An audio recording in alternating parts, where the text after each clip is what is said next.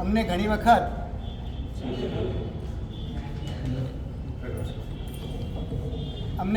લોકો પ્રશ્ન પૂછતા હોય છે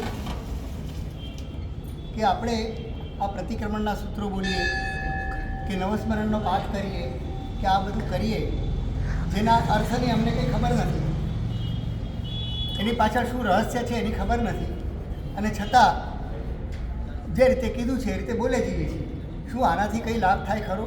શું અમારા દિવસના, મહિનાના કે વાર્ષિક પાપો આનાથી નાશ થાય ખરા? આવો પ્રશ્ન ઘણા બધા યુવાન વિદ્યાર્થીઓ અમને કરતા હોય છે. એમને મારે જણાવવું છે કે જ્યારે આપણે ત્યાં કોઈ હોસ્પિટલો નહોતી, દવાખાનાઓ નહોતા, ત્યારે પણ ઘણાને સર્પદંશ થતો, કોઈને વીછી કરડી જતા, કોઈને ઝેરી જીવાતો કરડી જતી અને માણસ મરણતોર હાલતમાં મુકાઈ જતો હતો. ત્યારે આપણે શું કરતા હતા? આપણો ઇતિહાસ તપાસીએ તો એ લોકો કોઈ કારુડી સાપનો ઝેર ઉતારનારા હોય એની પાસે લઈ જતા હતા. હવે એ જ્યારે મંત્ર બોલે અને હાથેથી કોઈ મોર પીછું ફેરવે કે કોઈ કપડું ફેરવે આપણા ઉપર અને મંત્રો બોલતો જાય, એ મંત્ર જ્યારે બોલતો હોય ત્યારે એ મંત્ર બોલનારને અર્થની ખબર હોય છે ખરી? નથી ખબર હોતી. મંત્ર સાંભળનારને અર્થની ખબર છે?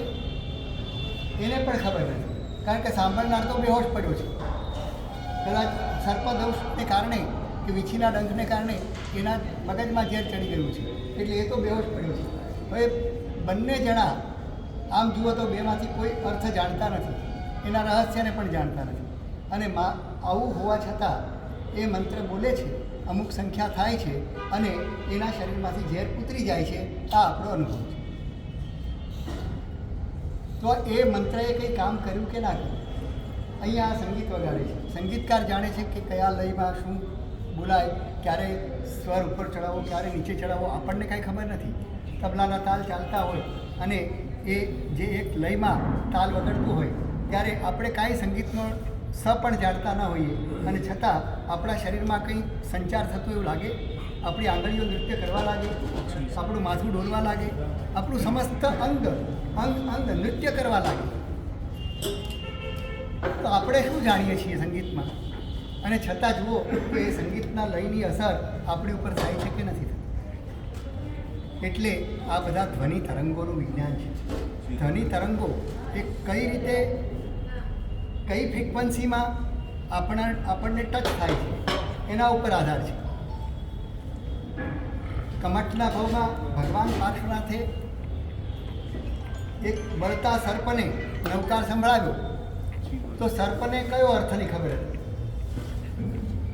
ભગવાને નવકાર સંભળાવ્યો અને સર્પને એના અર્થની ખબર નહોતી, એના શબ્દોની ખબર નહોતી, અને છતાં એ શબ્દોના ધ્વનિએ, એ જે એક નાદ, એક ધ્વનિના તરંગો એના શરીરને અડ્યા, એના મનને અડ્યા અને એને શાંતાવતી અને ક્યાં પહોંચી ગયું. જેણે જીવનભર લોકોને ડંખ મારવાનું જ કામ કર્યું છે, અનેક પાપો બાંધ્યા છે, એવો સર્પ પણ માત્ર નવકાર મંત્રના સ્મરણથી અથવા તો એના શ્રવણથી ક્યાં પહોંચી ગયું? દેવલોક મળી ગયો. જે નરકમાં જવાનો અધિકારી હતો એ પણ દેવલોકનો અધિકારી બની ગયો. આ શું સૂચવે છે કે અમને ગુરુદેવ પણ કહેતા કે અનર્થકા મંત્રા, મંત્રોના અર્થ નથી હોતા. મંત્રોમાં શબ્દોનું એવું કોમ્બિનેશન કરેલું હોય છે. મંત્રોના રચયિતા મારા તમારા જેવા અજ્ઞાનીઓ નથી. એના મંત્રોની રચના કરનારા પણ મહાન શ્રુત ગ્રંથોના, શ્રુતના પારગામી, એટલે કે જેને કહેવાય ને કે શ્રુત આ દુનિયાનું એવું કોઈ બાકી ન હોય કે જેમને ખબર ન પડે.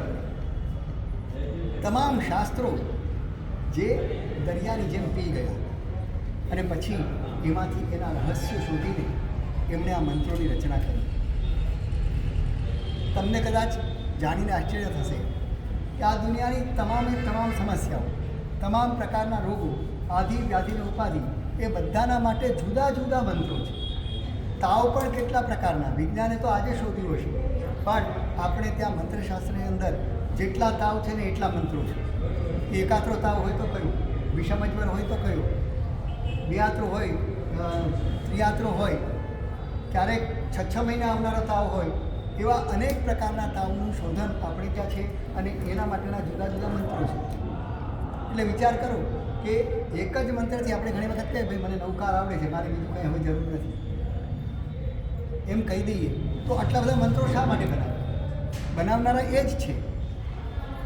તો પણ આટલા બધા મંત્રો જુદા જુદા કેમ બનાવ્યા? કે દરેક આપત્તિ, દરેક સમસ્યા એની આંટીઘૂંટીઓ જુદી જુદી હોય અને એ દરેક પ્રકારની આંટીઘૂંટીને ઉકેલવા માટે એવા પ્રકારના ધ્વનિ તરંગોનો ઘા એના ઉપર મારવામાં આવે તો એ આંટીઘૂંટીઓ છૂટી જાય અને તમને મુક્ત કરી દે, એ આપત્તિમાંથી મુક્ત કરી દે. તમને કોઈ અંતરાયો લાગેલા હોય એ અંતરાયોને દૂર કરી નાખે, પડદાઓ દૂર કરી નાખે, આવી બધી તમામ શક્તિઓ આ મંત્રની અંદર છે. નહીંતર સામાન્ય બાણ એટલે લોખંડનો ટુકડો, એક સરિયો, પણ એ સરિયો જ્યારે મંત્રથી અભિમંત્રિત કરવામાં આવે, એકદમ સિદ્ધ આંતરિક હોય અને એ જ્યારે મંત્રથી અભિમંત્રિત કરીને મહાભારતના યુદ્ધમાં એ બ્રહ્માસ્ત્ર તરીકે ઓળખાય અને જ્યારે એ છોડવામાં આવે ત્યારે આખા બ્રહ્માંડને ડોલાવી નાખે, પ્રકૃતિને બદલી નાખે. તમે વિચાર કરો કે ક્યાંય આકાશમાં વાદળી પણ દેખાતી ન હોય અને એ વરુણ રાગ ગાય અને આકાશમાં વાદળાઓ ભેગા થઈ જાય, ચારે બાજુ સૃષ્ટિમાં મુસળધાર વરસાદ વરસવા લાગે. આ બધું કેવી રીતે થાય?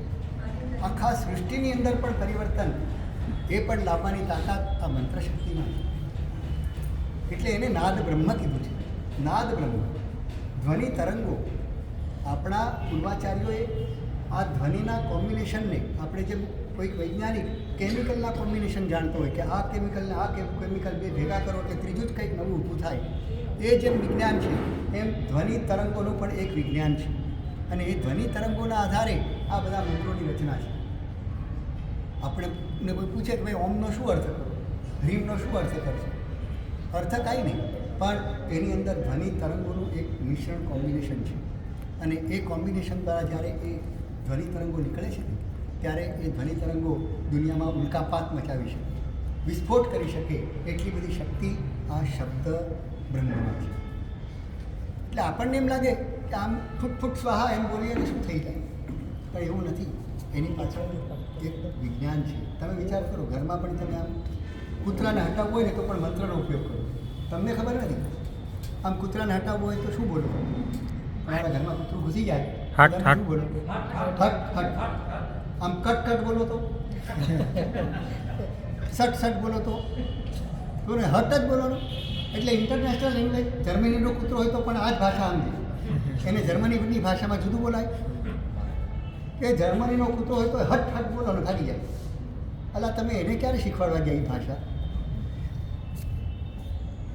તમે ક્યારેય નોટ કર્યું છે કોઈ કામ 5-25 મજૂરો બહુ વજનદાર વજન છે ને એક જગ્યાએથી બીજી જગ્યાએ ખસેડવું હોય ને ત્યારે શું બોલતા બધા ખબર?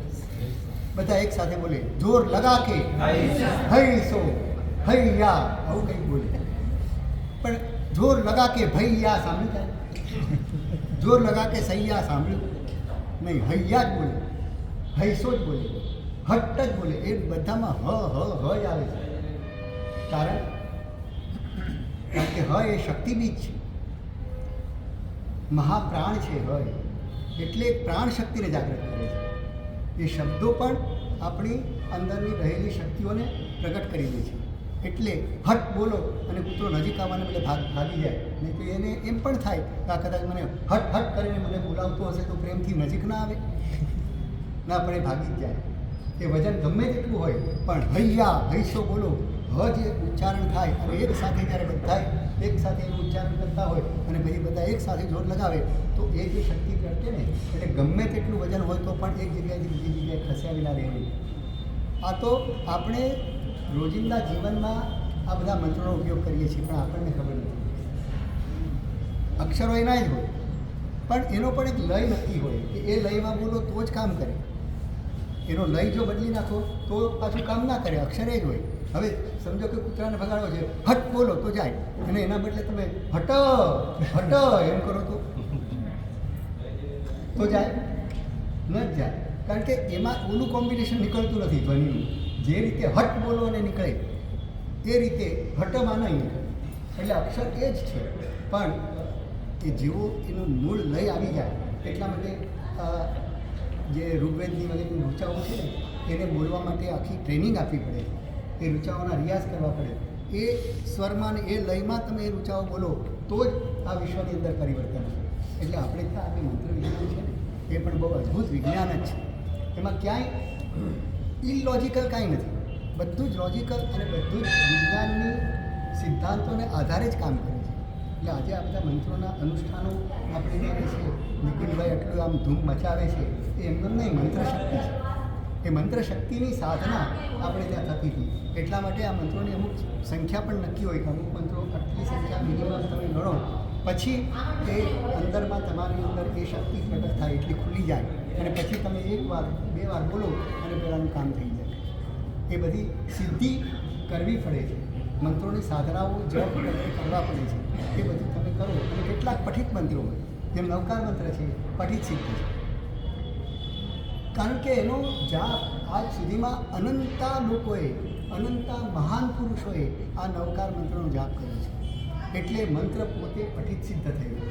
હવે તમારે એની સિદ્ધિ માટે અમુક જાપ કરવા પડે, અમુક સંખ્યા જ કરવી પડે એવું ના રહ્યું, એ પઠિત સિદ્ધ. એટલે ઘણી વખત આ તો આપણે ત્યાં તો જૈનો હોવાને કારણે અને જન્મથી આપણને આ મંત્ર મળી ગયો છે ને એટલે આપણને એની વેલ્યુ નથી, ગૌરવ નથી.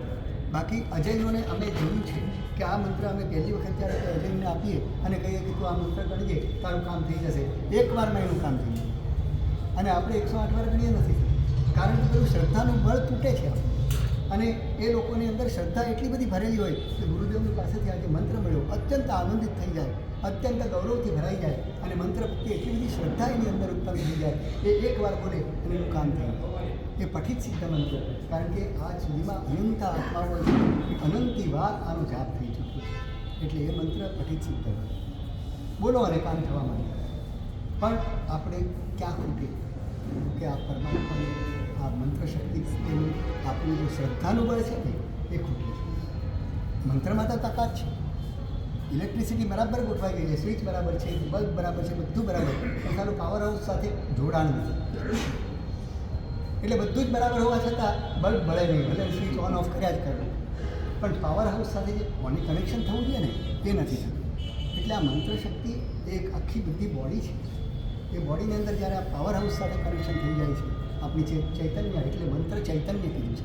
એ મંત્ર ચૈતન્યને પ્રગટ કરવાનું છે અને એ આપણી ચેતના દ્વારા પ્રગટ થાય છે. નહીંતર તો આજે આ મંત્રોનો કરોડોના જાપ કરાવવા હોય ને તો કમ્પ્યુટરમાં એક વાર તમે ફીડ કરી દો અને સતત જાપ કર્યા જ કરે. કમ્પ્યુટર 1 અબજનો જાપ કરવો હોય ને તો કેટલી વારમાં કરી શકે, પણ એમાં ચેતના નથી જોડાતી.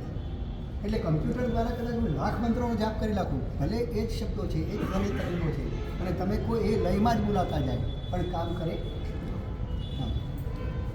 કારણ કે મંત્ર ચૈતન્ય પ્રગટ કરવા માટે ચેતના દ્વારા એની અંદર પ્રયાસ થાય ત્યારે એમાં ચૈતન્ય પ્રગટ થાય, એમનું નથી પ્રગટ. એટલે આજે આ અનુષ્ઠાન છે ને બહુ અદ્ભુત અનુષ્ઠાન છે. આ મંત્ર એટલે કોઈ સામાન્ય નથી, પણ એની આપણે સાધના અને આના ઉપર આપણે કોઈ દિવસ કામ કર્યું નથી. આજે આના ઉપર સારા વિદ્વાનોને અથવા સારા મંત્રના સાધકોને બરાબર બેસાડી દેવામાં આવે અને જૈન સંઘ એ લોકોને બધી જાતની વ્યવસ્થા પૂરી પાડે ને તો આ મંત્ર વિજ્ઞાન આજે પણ પાછું ઉજાગર થઈ છે. પણ એવા તૈયારી કરવાવાળા પુરુષો, ભાઈઓ બહેનો એવા કોઈ હોય એ તૈયાર હોય, પણ એની પાછી બીજી બધી જવાબદારી કોણ સંભાળે? આજે આ વિજ્ઞાન પણ આટલી બધી પ્રગતિ કરી શક્યું છે. કેમ? તો કે સરકારે પણ એને અનુદાનો આપ્યા છે, સરકારે પણ બધી બાજુથી એને સપોર્ટ કર્યો છે. ત્યારે હજારોની સંખ્યામાં લોકો ભણવા જાય છે, એની ડિગ્રીઓ પ્રાપ્ત કરે છે અને આજે આ વિજ્ઞાન આટલું આગળ વધે. એમ આપણે આ મંત્ર વિજ્ઞાનને જો ઉઘાડું કરવું હોય, ખરેખર પ્રગટ કરવું હોય, પૂર્વના કાળમાં જેમ બ્રહ્માસ્ત્રો પ્રગટ થઈ શક્યા હતા, વિમાનો દૈવી અને મંત્ર શક્તિથી ચાલતા હતા, એ બધું જ આજે પણ મંત્રશાસ્ત્રોમાં પડેલું જ છે. પણ આપણે ક્યારેય એમાં વિશ્વાસ કર્યો નથી. આ તો જૂના જમાનાની બધી પૌરાણિક વાતો એવું આપણને લાગે છે, ખરેખર એવું નથી. એ બધું જ ખૂબ અદ્ભુત છે. પણ જેને આપણે કહીએ ને કે ચોપડામાં બધું છે જ, પણ એના સાધકો નથી. બીજું એ પરંપરાઓ નથી ટકી. કાળના પ્રવાહમાં ઘણી બધી પરંપરાઓ લુપ્ત થઈ ગઈ. એના કારણે હવે પાછું એનું રિસર્ચ કરવું પડે. વ્યવસ્થિત એની પાછળ મંડી પડવું પડે ત્યારે એના કેટલાક રહસ્યો આપણે ખોલી શકીએ, એમ ના ખોલીએ. એટલે આજે આપણે શ્રદ્ધાપૂર્વક અહીંયા જે કંઈ પણ ધ્વનિ તરંગો ઉત્પન્ન થાય, ખૂબ આનંદ. બસ સાતામારે દીકરો છો એટલે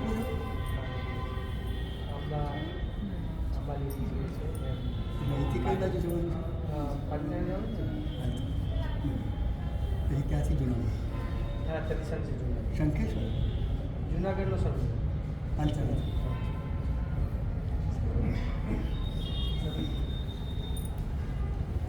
આપણે બધા ખૂબ શ્રદ્ધાથી ભરાઈ જવાનું છે.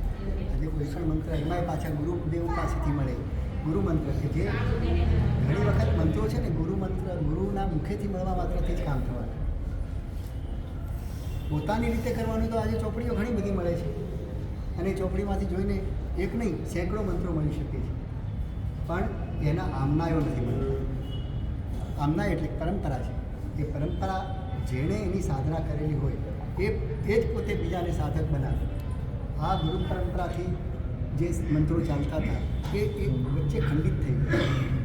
એના કારણે આપણને અત્યારે જે કંઈ પણ મંત્રો મળે છે એ આમના વિના મળે છે. વર્ષોની પરંપરા ચાલી આવતી હોય એવી નથી, અખંડ ધારા હજી સુધી ટકી નથી. એટલે આપણે ત્યાં યતિ પરંપરા હતી એ પણ ખંડિત થઈ ગઈ. હજી દિગંબરોમાં ભટ્ટારક પરંપરા છે કે એ લોકોને ત્યાં આ પરંપરામાં ચાલી રહ્યા છે. આવી અને અજૈનોમાં પણ આવી મંત્ર પરંપરા આમનાઓ આજે પણ ટકેલા છે.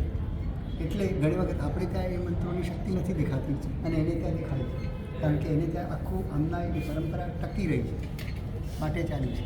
તો આપણે આ બધું ખૂબ જ સાધના માટે આવા બધા અનુષ્ઠાનોની અંદર જ્યારે હૃદય શ્રદ્ધાથી ભરાઈ જાય, અહોભાવથી ઉભરાઈ જાય ત્યારે એ મંત્રો ખૂબ કામ કરે. એવી રીતે ખૂબ શ્રદ્ધાથી આપણે